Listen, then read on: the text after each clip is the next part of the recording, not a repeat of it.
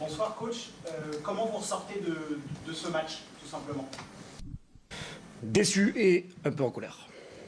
Pour quelle raison?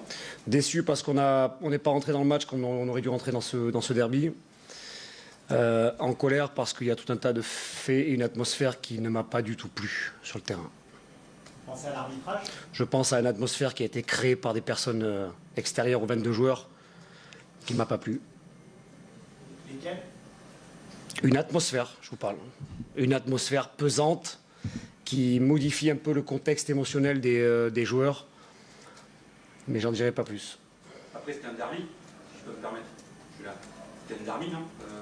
Vous attendiez quand même pas à quelque chose de plat au niveau encéphalogramme, non? Ah non, mais j'ai pas dit ça. Je m'attendais à quelque chose de juste.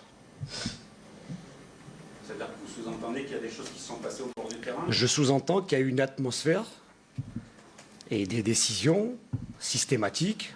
En gros, quand il y avait un doute, ben, il n'y avait pas de doute.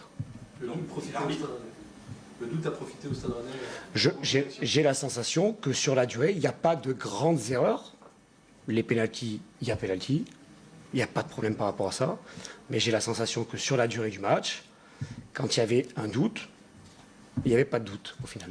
Ce qui explique qu'un de vos joueurs pète les plombs Ce qui explique qu'un de mes joueurs doit bénéficier logiquement d'un corner, qu'il est sanctionné d'une faute inexistante et que ça vient au bout de plusieurs minutes de mise sous tension émotionnelle. Voilà, c'est tout ce que je dis. Mais on va s'arrêter de parler de ça. On va parler du jeu où on n'a pas été non plus les meilleurs.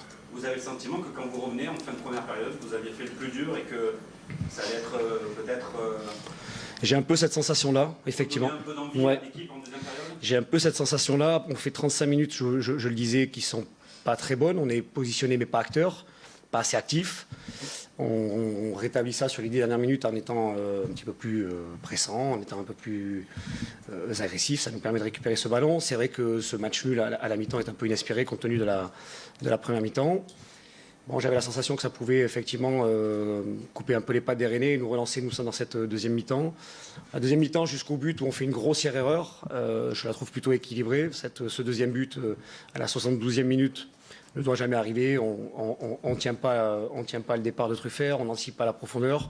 Derrière, on s'arrête un peu. J'ai un peu de mal à comprendre ce but. On va s'en expliquer avec les joueurs. Mais jusqu'à ce but-là, j'ai la sensation qu'on est dans une configuration normale de derby à jouer à l'extérieur contre une très belle équipe. Voilà, donc je suis très déçu, en colère par rapport à ce but.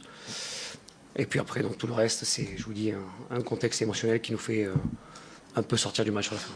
Il y a quand même 5 jaunes et 1 rouge après le repos, alors que vous avez trouvé peut-être un peu gentil en première période. Est-ce qu'il y a eu une consigne pour revenir un petit peu plus méchant après le repos?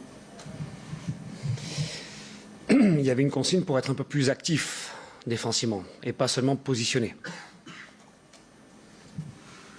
C'est tout? Après, j'ai quand même la sensation qu'on a très cher payé les interventions un peu plus viriles.